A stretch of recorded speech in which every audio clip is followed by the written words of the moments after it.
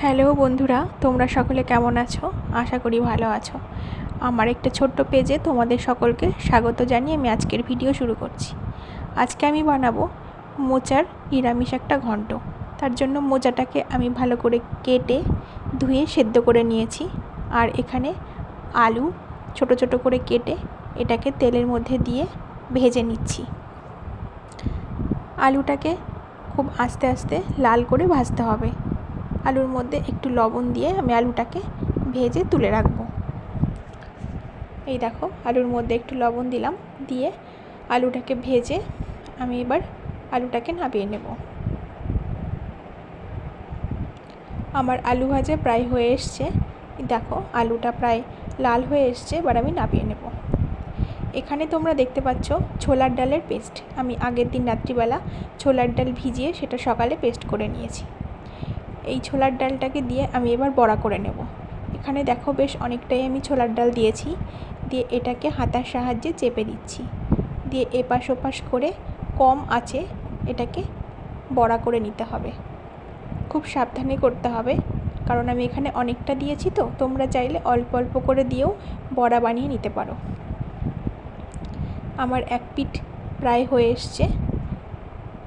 এবার আমি হাতার সাহায্যে আস্তে করে এটাকে উল্টে দেব।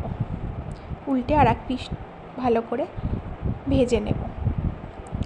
দেখো, আমি এবার এটাকে আস্তে করে খুন্তি দিয়ে উল্টে দিলাম। এইভাবে বড়াটা আমার ভাজা হয়ে গেল। এটাকে তুলে রাখবো।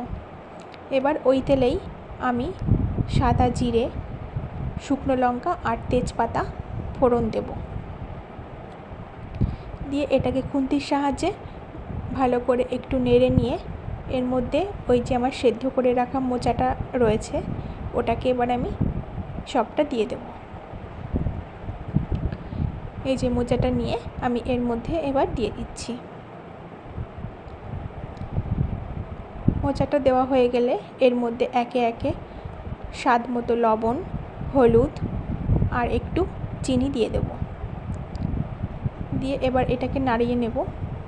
আগে থেকে কেটে রাখা টমেটো আর কয়েকটা চেরা কাঁচা লঙ্কা দিয়ে দিলাম।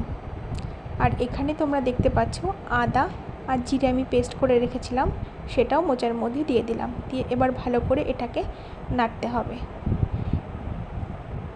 নাড়তে নাড়তে যখন মোচা থেকে জল বেরোতে শুরু করবে তখন ওর মধ্যে ভাজা আলুগুলো দিয়ে দেব। দিয়ে ওই জলেই আলু আর মোচাটা সেদ্ধ হয়ে যাবে। আর এখানেই দেখো, সেই ডালের বড়াটা এটাকে আমি হাতের সাহায্যে ভেঙে ছোট ছোট করে নিচ্ছি। নামানোর ঠিক আগ দিয়ে এটাকে আমি মোচার মধ্যে দিয়ে দেব। এদিকে মোচাটা আমার প্রায় সেদ্ধ হয়ে এসছে। আর ঠিক নামানোর আগ দিয়ে আমি এখন এই ডালের বড়াটাকে এর মধ্যে ছড়িয়ে দিচ্ছি। এটা দিয়ে আর বেশিক্ষণ নাড়তে হবে না, অল্প একটু নেড়ে নামিয়ে দেব। ডালের বড়াটা দিয়ে দিলাম। দিয়ে এবার আমি অল্প একটু নেড়ে নামানোর আগ দিয়ে ঘি, গরম মশলা দিয়ে নামিয়ে দেব। যদিও আমি এখানে গরম মশলা দিইনি, শুধু ঘি দিয়েছি। তোমরা চাইলে গরম মশলাও দিতে পারো। ঘিটা দিয়ে ভালো করে মোচাটাকে নাড়িয়ে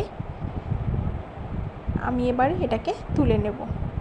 দেখো, আমার নিরামিষ মোচার ঘন্ট তৈরি হয়ে গেছে। তোমরাও চাইলে বাড়িতে তৈরি করে খেয়ে দেখতে পারো।